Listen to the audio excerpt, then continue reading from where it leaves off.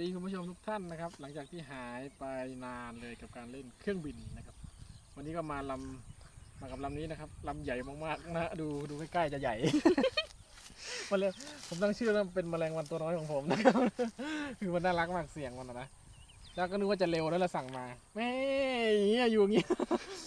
แต่ก็สนุกนะใครเครียดนะครับลำใหญ่ก็พักก่อนนะครับผมถ้ามีโอกาสใครกลับมาเล่นใหม่นะครับสำหรับใครที่ได้ดูผมไม่ได้ดูสิได้อยู่ในกลุ่ม RC นะครับจะรู้ว่าผมได้หยุดเล่นคันใหญ่ไปละอยากจะมาหันมาลองเล่นคันเล็กๆแบบนี้นะครับสบายชิวๆตกก็ไม่พังนะแต่ก็ลองจะทำคันเล็กแล้วทำมาเองลองทำเองแล้วเล่นดูนะครับก็ใช้พวกมอเตอร์พวกนี้แหละนะครับผมก็ไม่ค่อยมีเวลานะครับก็เลยอยู่เล่นลำใหญ่แล้วมันเป็นฟิวเจอร์บอร์ดเนี่ยแถวบ้านผมมันไม่มีรันเวย์นะครับเวลาล่วงทีนึงก็คือพังหมดเลยก็เลยต้องซ่อมตลอดเลยจะได้ของนะครับแท่นมอเตอร์พังบ่อยมากนะครับก็เลยขายแดกไปหมดแล้วนะเดี๋ยวแต่ลำเล็กนะครับตอนนี้จะกลับมาเล่นลำเล็กนะครับก็สำหรับใครที่ยังติดตามอยู่ก็ฝากติดตามไปเรื่อยๆนะครับก็จะมาเรื่อยๆเอายาวนะวันนี้โอเคครับผมมาดูกันเลยแมลงวันนะครับ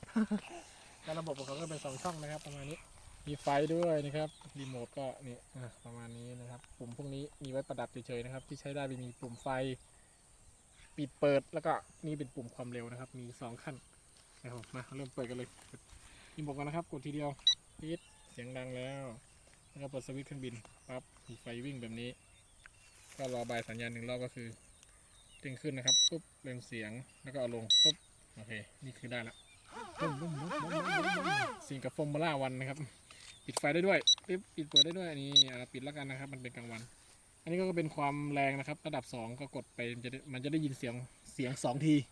ยิ้มพันละนี่อย่างนี้คือแรงขึ้นอีกนะครับมาเรื่องลองอันดับแรกกันก่อนมาลองดูเป็นยังไงถ้าลมแรงนี่บอกเลยว่าเล่นลำบากมากนะครับถ้าสัญญาณแม่งไม่ไกลเลยเอาจริง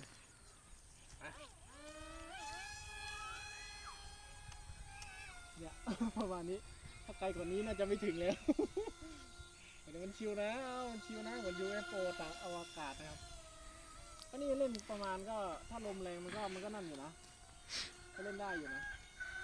เล่นก็ประมาณ70นะครับ70-80วันนี้ชิวๆลำใหญ่เล่นงี้ไม่ได้นะถ้าไม่ใช่3Dนะนี่ประมาณนี้นะครับเอาลองปรับระดับ2กันนะ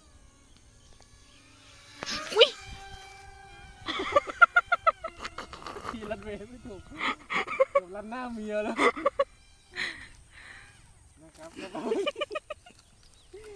ลูกเป็นไรนะเวลาผมเล่นเครื่องบินเนี่ยชอบจะเล่นลอยหัวเมียกับลูก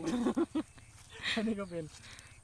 ระดับแรกนะครับความแรงของมันมาเล่นระดับ2กันกดไปอีกทีหนึ่งดัง2 ปี๊ดเอาไปทางนู้นสิ ที่ลมแรงนะมีคนกลัวไม่รู้กลัวทำไม โอ้ยเมื่อกี้เกือบโดนแล้วแต่ถ้ามันมาจริงๆก็ตึงอยู่นะเนี่ยปล่อยง่ายๆฮะปล่อยโยนไปแต่ระดับนี้รู้สึกว่าจะเล่นยากหน่อยนะเพราะว่าเหมือนลมมันจะแรงมากๆมันจะเร็วนะครับวัด